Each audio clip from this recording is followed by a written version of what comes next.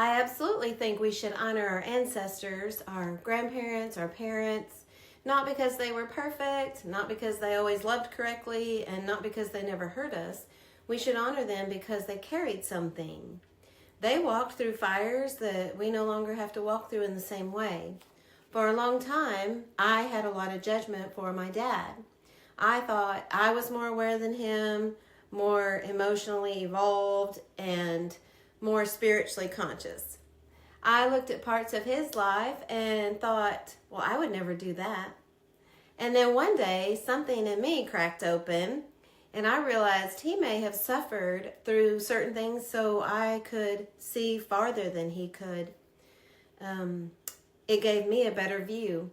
That changed everything for me because suddenly I stopped seeing him only as the person who hurt me or the person who failed in certain ways. I started seeing a human being carrying burdens I didn't fully understand. And I realized something even harder, even more triggering. What I hated in him also existed in me. Maybe not in the exact same form and maybe not in the exact same behavior, but the root was there.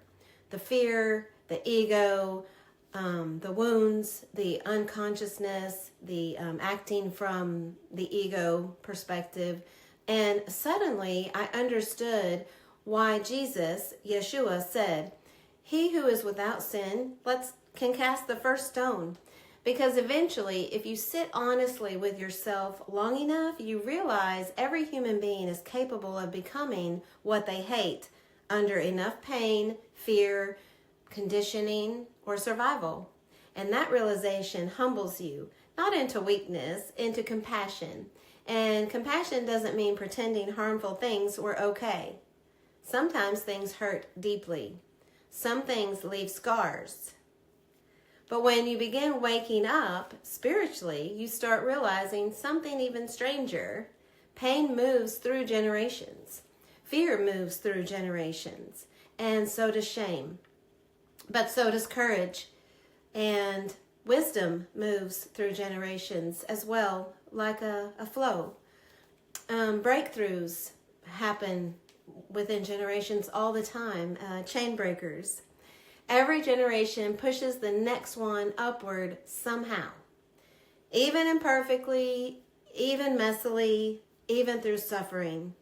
And eventually you stop asking, why weren't they better? Why didn't they know any better? And begin asking, what were they carrying that I never had to carry because they did? That question can change people. Because suddenly gratitude begins entering spaces where only resentment lived before. And I think our ancestors are honored when we heal, when we forgive, and when we stop passing the wound forward. Because healing doesn't move backward through bloodlines emotionally. It moves forward too. Into our children, into our relationships, and into the people we touch and visit with every day.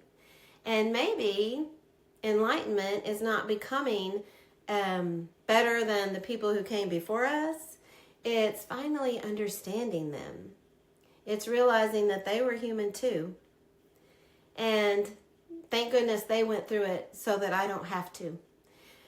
And maybe honoring our ancestors means becoming conscious enough to lay down what they could not. Thank you for listening.